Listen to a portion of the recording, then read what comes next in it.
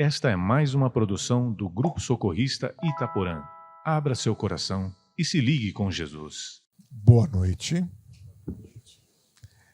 Meu nome é Arthur e nós vamos falar hoje sobre um tema interessante, sobre a vingança.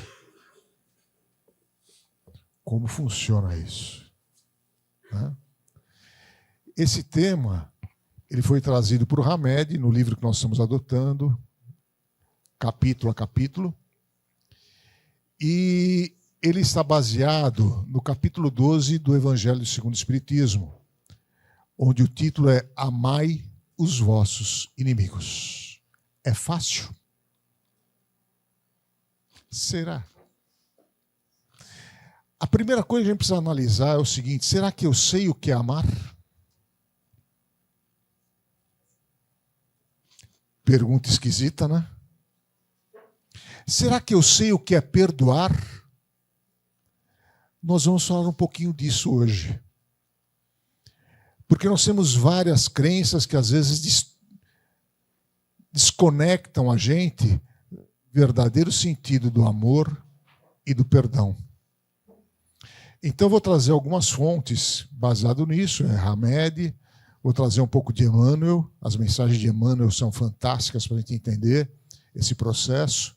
E também vou trazer uma definição de um colega nosso chamado Rossando Kingsley.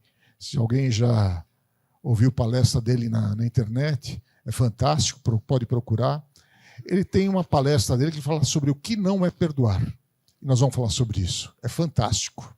Tudo bem? Porque a gente querer falar sobre o que é perdoar é meio complicado. Então, eu vou falar sobre o que não é, para a gente poder compreender se aquilo que eu estou fazendo é realmente o perdão ou se não é. Beleza? Então, nós vamos fazer uma jornada hoje para dentro de si. Vamos pegar o avião agora. Vamos partir um voo para entrar dentro de nós mesmos para ter essa compreensão. Então, a primeira coisa que vem isso por Hamed é que a vingança aprisiona, o perdão liberta.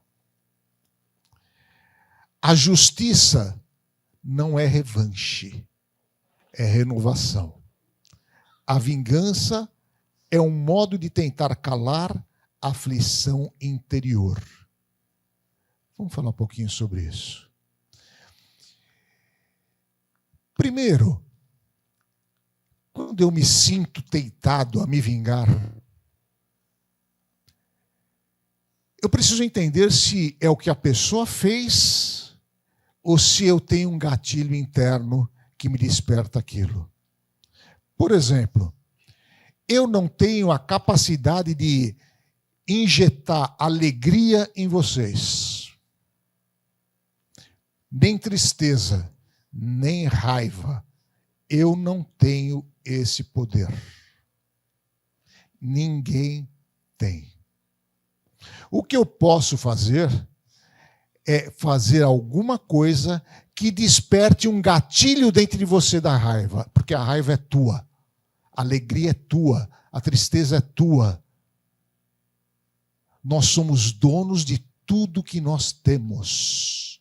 E a gente costuma terceirizar. A pessoa me deixou triste. Ela não tem esse poder. Aquilo que ela faz tem uma simbologia dentro de mim que desperta em mim a tristeza.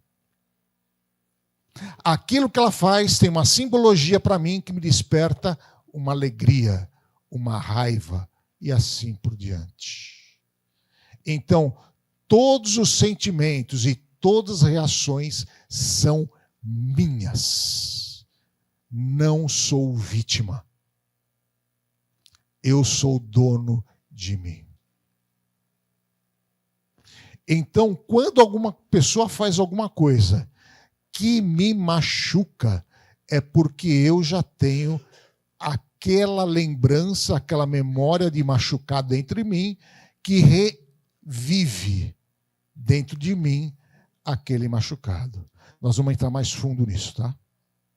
Parece simples, mas é mais complexo, tá? É simples e complexo à medida que a gente vai adentrando em profundidade em nós mesmos. Então ele pergunta: aquilo que me fazem, que me desperta a vontade de me vingar, é o que a pessoa faz ou é um gatilho interno meu? Eu preciso raciocinar e refletir sobre isso. Vamos em frente? Aí vem Jesus. Amai os vossos inimigos. Não é fácil? Será que eu sei o que ele estava falando? Pensem numa mulher que foi abusada. Como ela vai amar o abusador? O canalha, se vamos poder dizer assim. É isso que Jesus falava? Eu ter afeto por uma pessoa que me machucou? Não. Isso não é amar. Nós distorcemos o sentido do amar. Teve uma palestra atrás que falava: eu amo os meus desejos. Vocês lembram dessa palestra? Eu vou reviver ela um pouquinho. Nós amamos a pessoa ou nós amamos o que ela faz, o que me agrada? Eu chamo de amor essa simpatia. Eu chamo de amor essa sintonia. Ela faz coisas que eu gosto. Então, por isso eu gosto dela. Na realidade, você não gosta dela. Você gosta daquilo que te faz bem. É complicado isso? Então, na realidade, o amor, ele está muito além disso. E aí, Hamed traz nessa outra conversa, amar o próximo como a si mesmo, ele traz a relação de um casal. É fácil?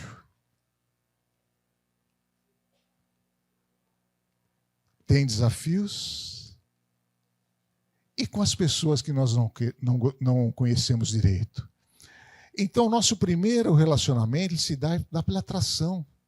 Atração visual, atração de o que a pessoa faz, como a pessoa veste, a música que ela gosta, os lugares que ela gosta de ir. Essas coisas trazem essa sintonia e essa aproximação. E eu começo a dizer que eu amo essa pessoa. Mas, na realidade, eu estou amando os meus próprios desejos. Dá para entender isso? Então, quando ele fala amar o inimigo, ele não está falando de ter afeto pelo inimigo. Ele não está falando disso. Ele está falando outra coisa. O que será que ele está falando? Precisamos mergulhar nesse entendimento para ver se aquilo que nós temos realmente é amor, se aquilo que nós fazemos realmente é perdão. Jesus rompe com a lei de Talião. Olho por olho, dente por dente. Que para nós é o correto. Bateu, levou. Não é assim? Mas é isso que ele disse? E é fácil fazer o que ele disse? Nós fazemos o que ele disse? Não. Por quê? Será que a gente compreende exatamente o que ele está falando? Essa é a nossa reflexão. Se amardes o que vos amam, que mérito vocês têm? Não fazem também os gentios o mesmo? Isso é falar de Jesus. Perdoar não é tolerar ou suportar em silêncio. Isso não é perdoar. é transformar esse ressentimento em benevolência. Rompe o ciclo do ódio. Como que é isso? Como que é isso?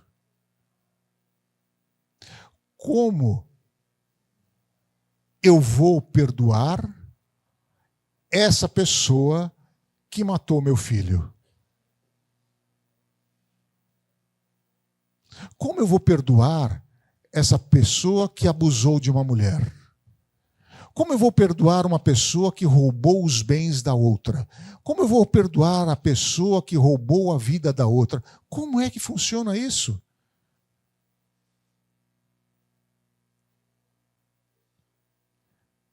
Para isso, eu preciso compreender o que é o perdão que Jesus está falando.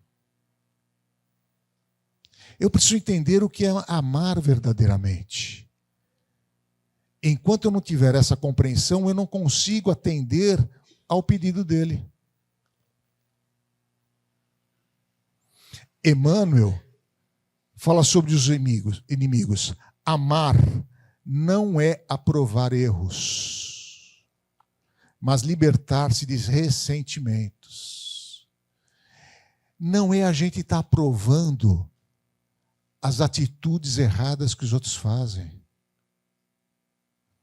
Se eu estou aprovando uma atitude errada de uma pessoa, eu não amo ela. Eu não amo.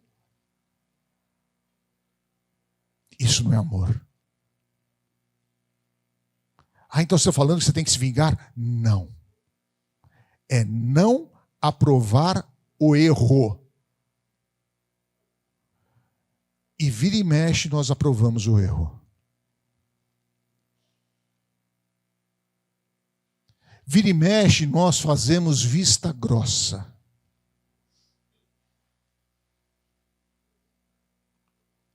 Amar não é isso. O perdão dissolve. Ixi! O que aconteceu aqui?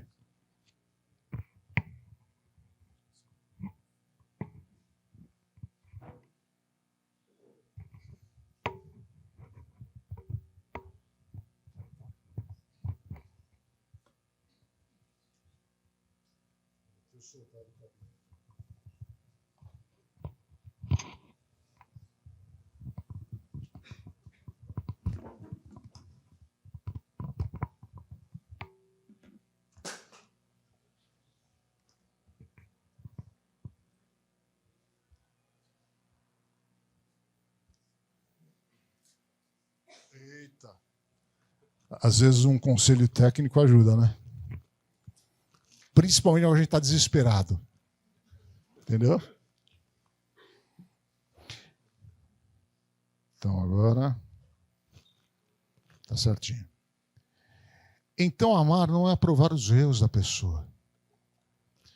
Se eu convivo com uma pessoa que está cometendo erros e eu faço vista grossa para os erros dessa pessoa, eu não a amo. Quando Jesus entrou no templo, lembram disso? Dessa passagem? Entrou no templo, tinha os mercadores vendendo, fazendo câmbio de moeda, né, para poder vender o quê? Animalzinho. Para quê? Para sacrificar para Deus. O que Jesus fez? Coitadinhos. Eles não sabem o que fazem? Não. Ele virou a banca. Porque o que eles estavam fazendo era um erro. A casa do Pai não é um covil de ladrões. O Pai não quer sacrifício de animais para agradá-lo. Então ele virou a banca. Ele não aceitou o erro. Ele fez democracia? Vamos fazer uma votação agora. E vamos ver quem aprova a atitude de vender animaizinhos para sacrificar. Levanta a mão quem aprova. Ele fez isso? Não. Não fez democracia? Foi autocrata? Olha que interessante, Jesus foi autocrata. Por que ele foi autocrata? Porque feriram com os princípios de Deus. Feriram com as leis divinas. Quando feriu com a lei divina, ele não fez eleição. Ele foi autocrata. Homens, como sepulcros caiados por fora e cheios de podridão por dentro. Ele estava amando eles? Ele estava amando a quem ele estava dizendo isso? Ele estava perdoando a quem ele fez isso? Olha que interessante. Quando ele disse, homens, como sepulcros, caiados por fora e cheios de podridão por dentro, o que ele fez? Ele estava amando eles. Ele estava trabalhando para o despertar da consciência deles. Por isso, ele fez isso. Olha que interessante. Então, amar uma pessoa não é aprovar o erro.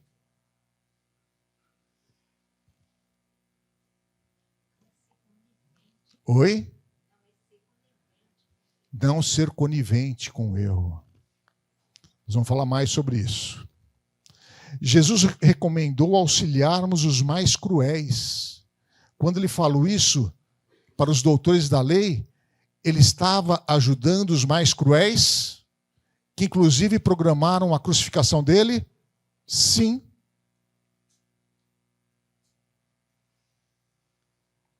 Ele estava ajudando os mais cruéis. Ele estava sendo bonzinho com eles? Não. Amar é ser bonzinho? Não. Não é ser bonzinho. Amar é fazer o que precisa ser feito. Simples assim. Complicado? É. Aí Emmanuel fala também uma outra coisa interessante, que à luz do Espiritismo, na reencarnação, aqueles que são os meus cobradores agora, é porque eu posso ter dívidas muito grandes com eles. E na realidade eles têm o direito de cobrar. Cobrar aquilo que eu fiz. Porque dentro do Espiritismo, a nossa teoria é a seguinte: nós estamos constantemente em evolução, certo? Estamos progredindo continuamente. Então, esta vida é a melhor que nós já tivemos. Esta vida é a melhor que nós já tivemos. Significa que lá para trás nós fizemos muita besteira. Significa que eu tenho compromissos com a justiça. Só que nós, espíritas, também somos muito míopes. Porque nós falamos que nós estamos num planeta de provas e regeneração, provas e expiação. Certo? O que é uma prova? Na escola eu faço uma prova para provar que eu aprendi, não é isso? A mesma coisa aqui. Ou expiação. O que é uma expiação? Eu estou sofrendo as consequências das besteiras que eu fiz. Tá? Agora, alguém aqui tem desafio na vida? O teu desafio é prova ou expiação? Não sei. Não dá para saber. Se o desafio que eu tenho na minha vida é prova ou expiação. A gente costuma falar, ouvir espírita falando assim, ó. Eu estou passando isso porque eu matei muito passarinho com estilingue. Para. Nós não temos capacidade de diagnosticar se o que eu estou passando é uma prova ou uma expiação. Porque eu não sou feito de passado.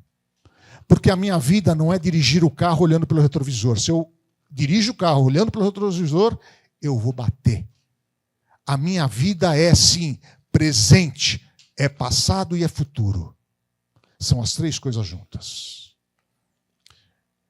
Vamos supor que é uma aprovação. É um teste que eu estou recebendo nesta vida para saber se na outra vida eu vou poder fazer alguma coisa mais interessante. Pode ser uma doença.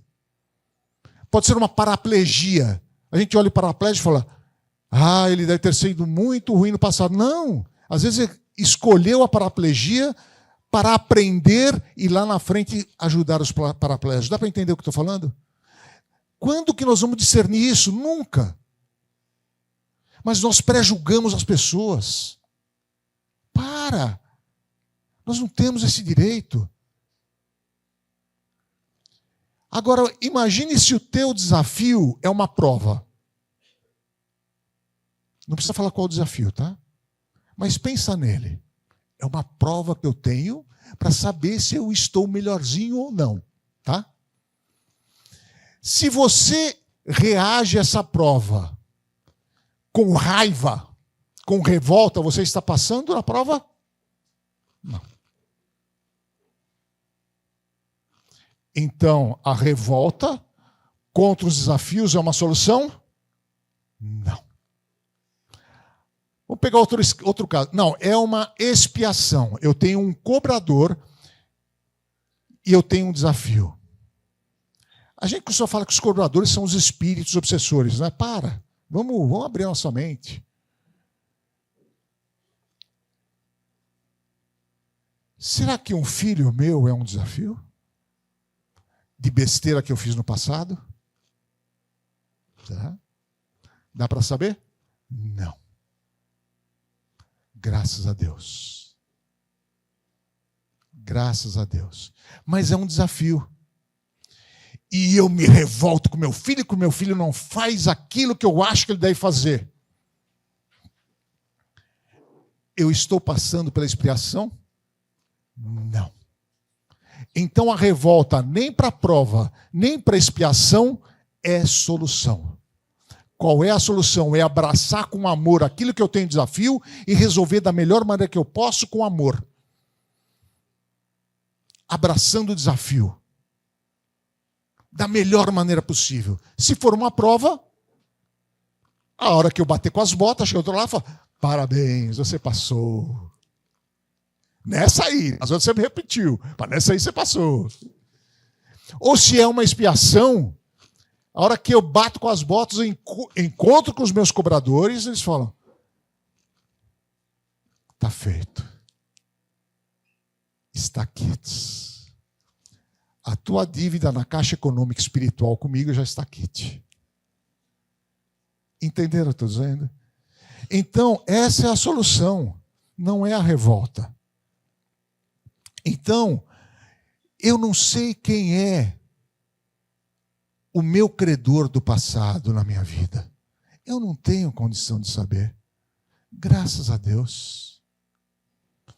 E graças a Deus que ele também não sabe que eu sou o devedor.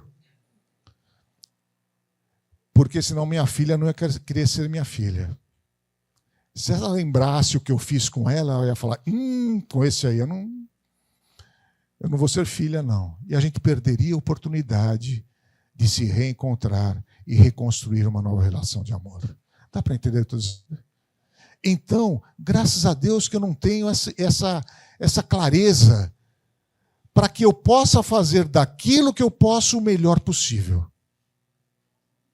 Nem mais, nem menos. Eu vou ser exatamente aquilo que eu sou.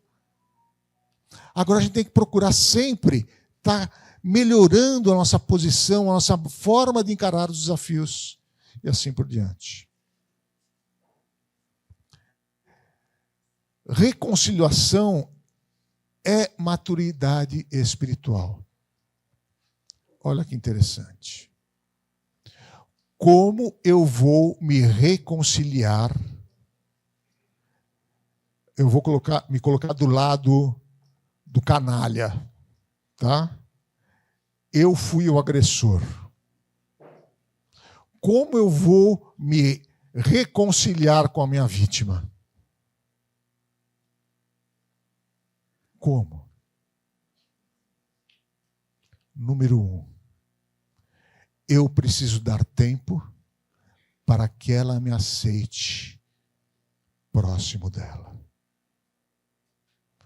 Porque é o direito da minha vítima me ver longe. É o direito. É estranho o que estou falando?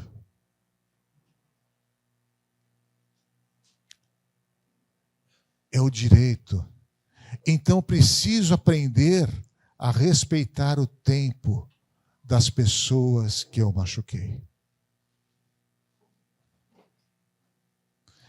Aí a gente tem a mania do quê?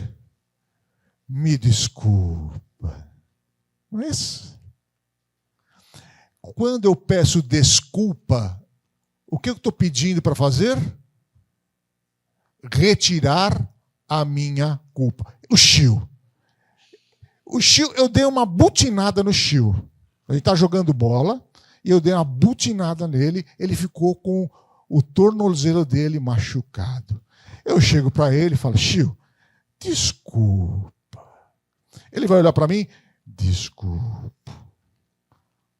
Resolveu a dor dele? Eu estou preocupado com a dor dele? Eu não estou nem aí com a dor dele. Eu estou pedindo para ele me desculpar. Eu estou querendo me livrar da minha culpa. Eu estou sendo egoísta. Porque eu não estou nem aí para a dor que ele está no tornozelo dele. Mas você me desculpa, Chiu?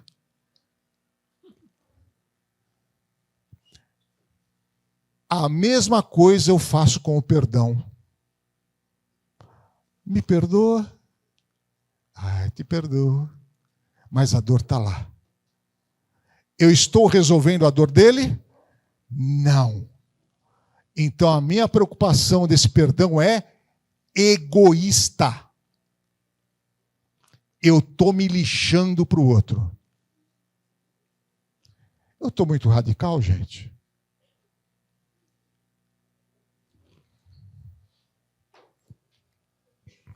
E aí vem o Rossandro reafirmar isso.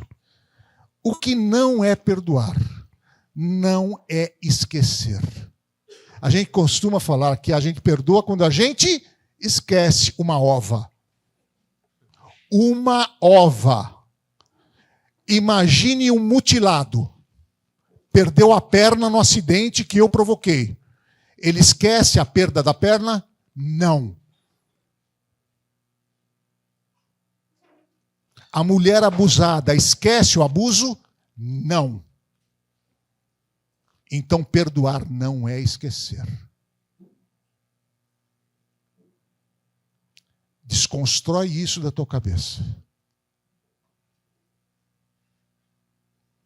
Que o esquecimento eu estou colocando lá para o porão do meu inconsciente, aquela ferida. De repente eu me deparo com uma ferida semelhante, ela volta à tona e começa a doer de novo. Dá para entender o que eu estou dizendo? Porque eu não curei a minha ferida.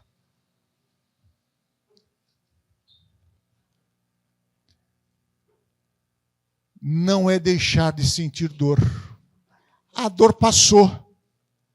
Eu não estou mais triste com aquilo que você me fez, então eu te perdoo. Uma ova. Não sentir dor não é perdoar.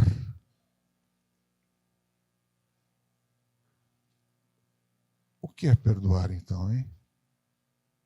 Olha que interessante. Não é concordar com o erro. Eu não posso concordar com o erro. Erro.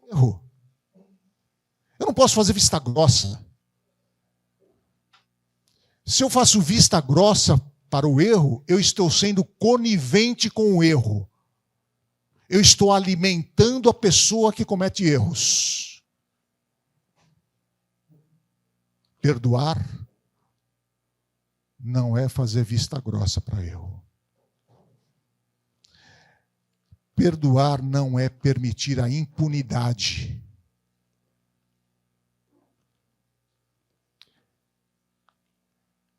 Aquilo que eu faço que fere os outros está no código da lei divina.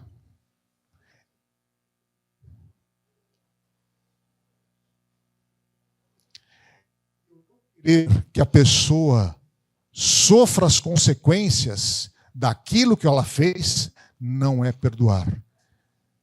Eu não tenho esse poder.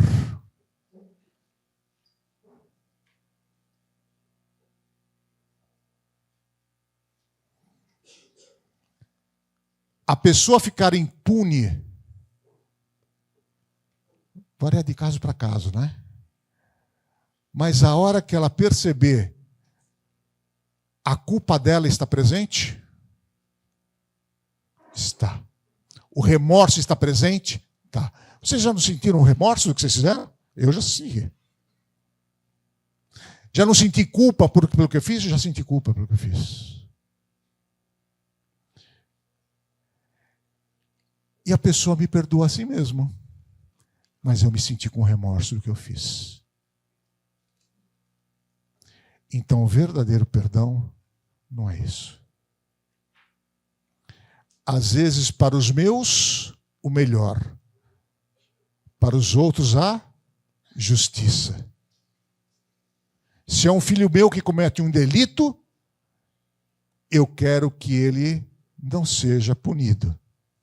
Mas se for o filho do outro, que seja punido.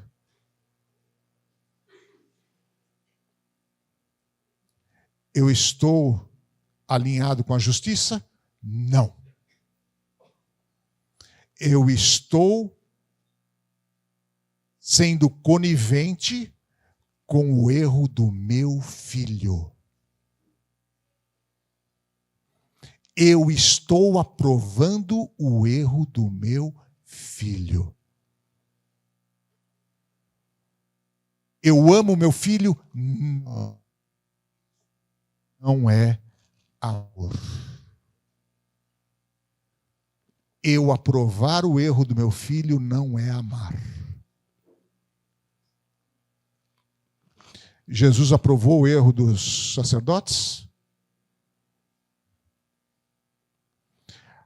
Jesus aprovou os vendedores das bancas lá do templo? Então isso não é perdão. Não é... Está falhando. Não é esperar um pedido de perdão. A hora que me pedirem perdão, aí a coisa está feita. Isso não é perdoar.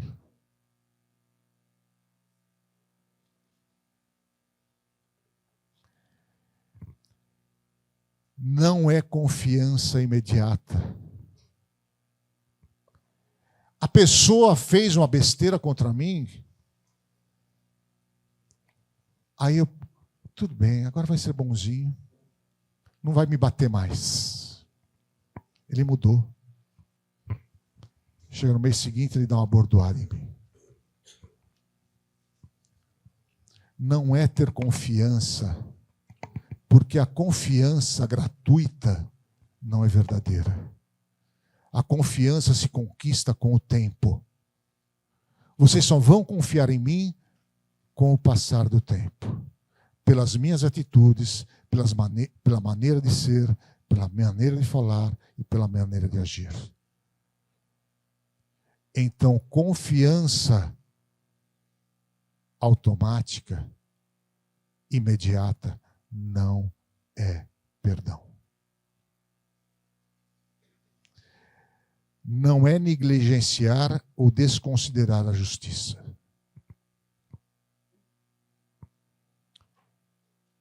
Porque diante de Deus, a justiça será feita. Sempre.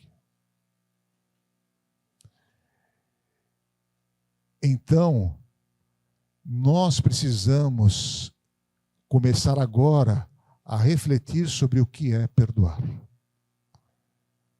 Não existe perdão sem amor. Não existe amor sem respeito.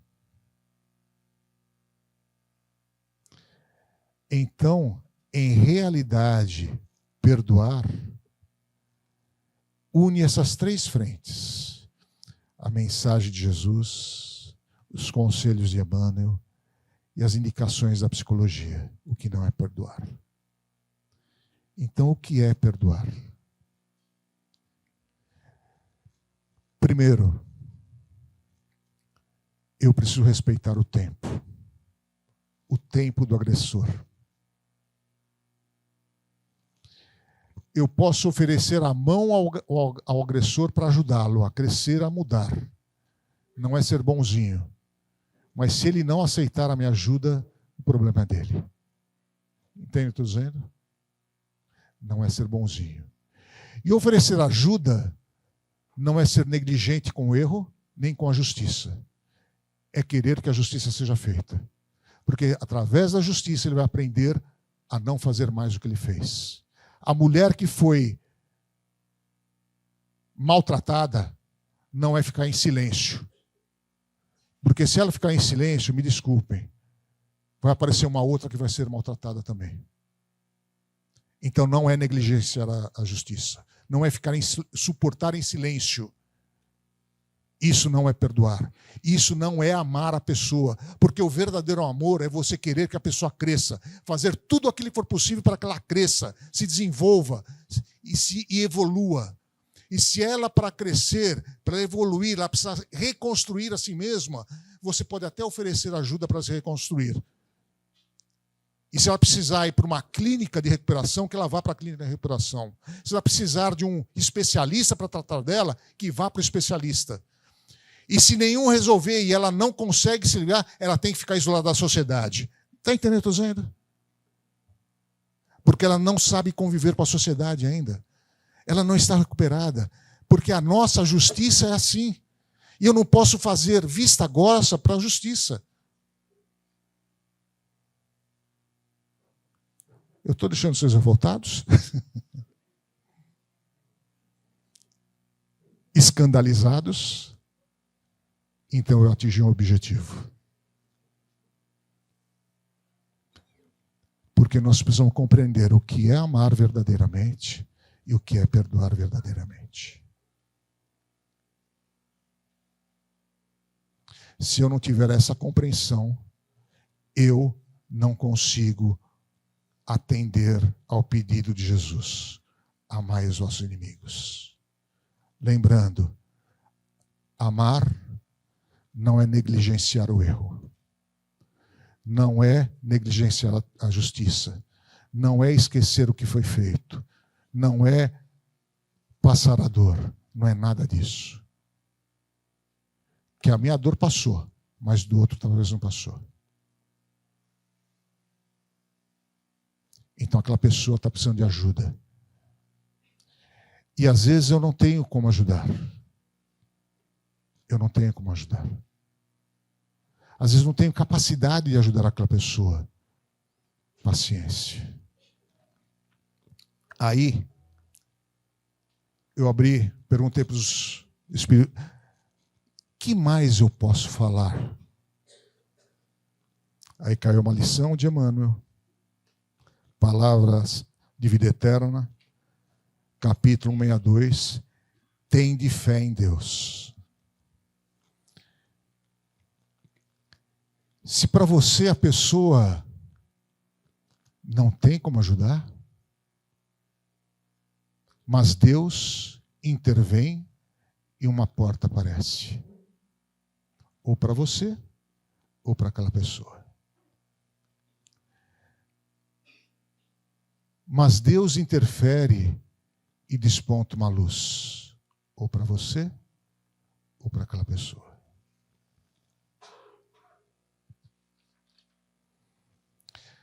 Mas Deus determina e surge um remédio para você e para aquela pessoa. Tende fé em Deus. aquilo que ultrapassa a nossa capacidade, a responsabilidade primeira de conduzir um espírito é o Pai do Espírito, é Deus. Ele é o primeiro responsável por regenerar um filho desgarrado. Nós podemos ser instrumentos dele. Ele pode nos usar como ferramentas. Se eu tiver ferramentas disponíveis para auxiliar aquela pessoa. Principalmente sendo o meu agressor.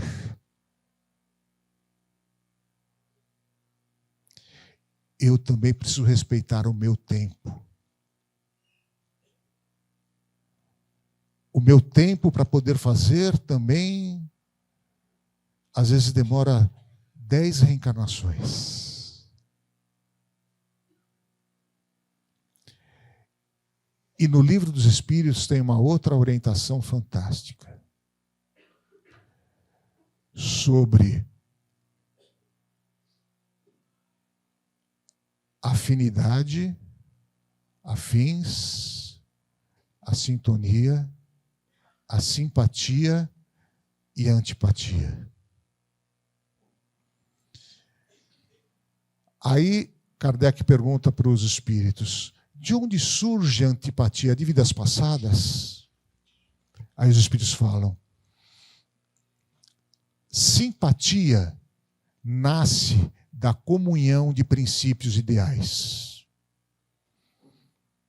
Pode até ser de outras vidas. Mas se você tiver sintonia de ideal e de princípios com outra pessoa que você nunca viu na vida, você vai ter simpatia por ela. Ou se tem uma divergência de ideal, de princípios, você vai ter antipatia. Aí a pergunta de Kardec para eles é a seguinte: quem sente primeiro antipatia? É o bonzinho ou é o malzinho? A resposta deles é fantástica. Tanto faz. Os dois sentem ao mesmo tempo, porque é uma diferença de ideal, uma diferença de princípio. Os dois sentem. A diferença está na reação. O mais elevado respeita, lastima e evita, porque ele não vai compreender você.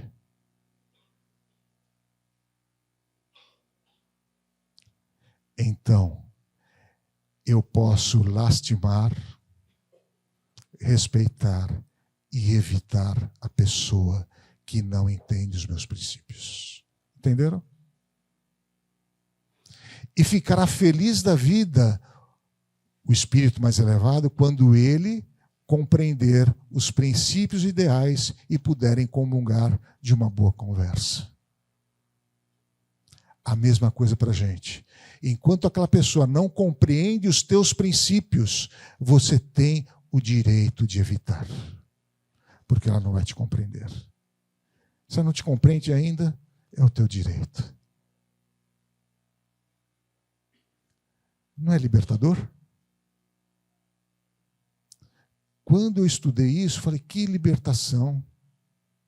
Que a gente se sente amarrado, obrigado, às vezes a estar com uma pessoa que não te entende.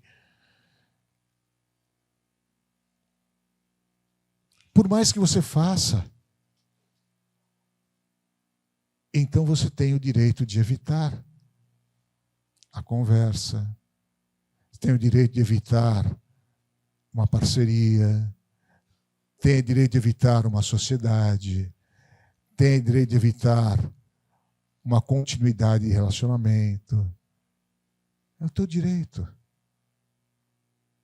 A pessoa não te compreende. Tudo bem? Dá para entender um pouquinho melhor o que é perdoar? O que não é, a gente já sabe, né? Mas eu trabalhar para o bem da pessoa, respeitando o tempo da pessoa. Se a pessoa não me aceita, eu fiz a besteira, a pessoa não me aceita, eu preciso respeitar. Sabe quem faz isso com a gente? Muitas vezes, os nossos mentores individuais. Eles estão fazendo o bem para a gente, sem pedir nenhuma recompensa. Porque eles estão resgatando também alguma coisa que eles podem ter feito para a gente. Entendeu? Mas eles falam isso? Não. Eles simplesmente fazem. Estão lá presentes a todo momento na nossa vida. Legal? Podemos encerrar? Espero que um monte de interrogação esteja na cabeça de vocês. Que na minha, estudando isso, fica. Tá?